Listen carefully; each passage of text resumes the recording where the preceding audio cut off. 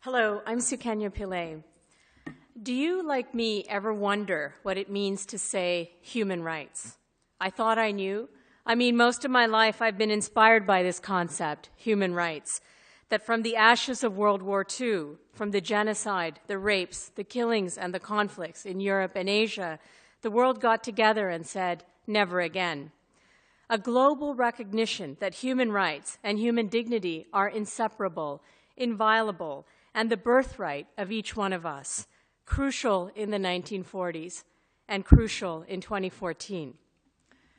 Yet a few months ago, I was in a conversation with two people, and one of them said, let's focus on civil liberties, not human rights. And the other person said, quite right. And I walked away thinking, but what do they mean? Is there a distinction? If so, does it matter? And why? In the time I have left, let's consider 4 quick examples. 1, voting, obviously civil liberties. There's a new bill in Parliament that wants to restrict vouching and introduce proof of address requirements. Why? Are we in Canada moving from a voting system based on trust to a system based on distrust? Are we introducing barriers to participation? What does democracy mean if it doesn't mean the right of people to participate and to elect who governs them? And by the way, who's affected by voting restrictions? The elderly, the young, an Aboriginal person, a person with disabilities, someone who doesn't own their own home. 2, solitary confinement. What about the man, woman, teenage boy or girl who winds up behind bars? What if they have a mental illness or don't? What if they resist working with the prison guards or swear at them? What if this person gets put in solitary confinement for their own good or that of the inmates? What if the confinement goes on and on? What are we doing? Imprisonment, being put in jail after a trial where your guilt is established, that deprivation of liberty is the price you pay to society. Surely not the deprivation of dignity, not inhumane and cruel treatment. Is it too idealistic to demand that imprisonment should not render an individual worse off than they were before? That rehabilitation and reintegration are the goals? 3, refugees. Do we lock up refugees in Canada? It seems these days, in the same breath, we hear about human smuggling and irregular arrivals. Irregular arrivals, really? A person who is fleeing persecution because of what they believe, their political opinion, their ethnicity, nationality, because they are gay or female or facing torture. Someone who's running for their life forgot to go home and get their passport? Or worse, they had to pretend they were someone else to get out alive. And what happens when they reach Canada's shores? Are they treated humanely while their case is assessed? Nobody is saying do not assess the merits of their case. We must do this. But we must, at the same time, remember why we protect people who are vulnerable and who have no other state to protect them. Do we remember during World War II when Canada turned away a boat of Jews fleeing persecution by Nazis? That boat went back to Europe. 4, privacy and surveillance.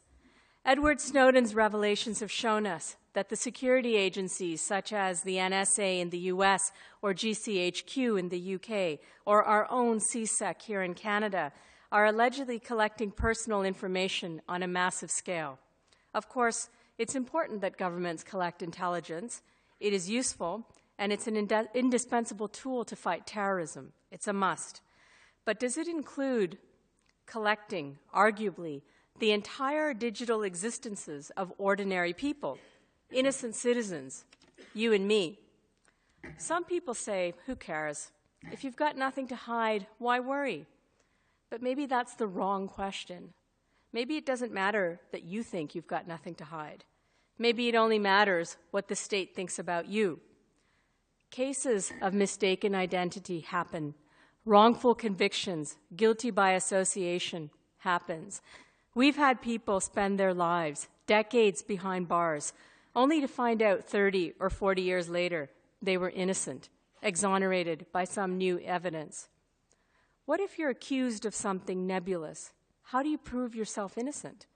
Don't forget, if we've got the wrong person, the real criminal or terrorist is still out there. That's why we insist upon due process and fair trial rights. Consider Maher Arar, who was stopped at JFK and then sent to Syria, where he was tortured for almost a year because of faulty information given by Canadian officials to foreign agencies. Maher Arar was innocent. So, human rights. Do we care about them? Do we care about the 276 Nigerian girls kidnapped? Do we care about murdered and missing women in Mexico? What about the farmers in India committing suicide daily? Do we care that the world's so-called free trade rules have rejigged so much that now a handful of corporations control our food? And what will that mean in the future? Do we care that repressive regimes torture people abroad? Do we care that this torture information can infiltrate and contaminate our systems here in Canada? Do we care that among us walk individuals who still suffer daily the agonizing psychological and muscle memory of being tortured? Just as the terrorism threat is transnational, threats to peace and security are also transnational, like that butterfly who supposedly flaps its wing in Japan and can cause a tornado across the planet here in North America. So too, threats to human rights can result in threats to peace, security, and civil liberties worldwide. But here's the good news. Human rights is also a transnational concept. People all over the planet get it. They know we, each of us, has a right to live freely, to create, to vote, to privacy, to love, to protect, to raise hell without breaking a just law, to be treated equally whether we are a man or a woman or gay or straight or transgendered or have a mental or physical disability. They know there's a serious problem and root causes must be identified and addressed when disproportionately large numbers of Black men and Aboriginal women are behind bars in prison or experiencing violence. And while some say repression, oppression, they're as old as the ages, I say so too are human beings who champion dignity and freedom, who understand that rights are the birthright of every human being and not something merely conferred by the state.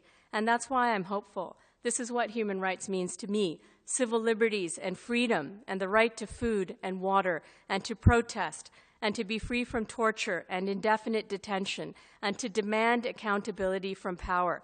There's enough of us who believe this, and we're not going anywhere. Thank you.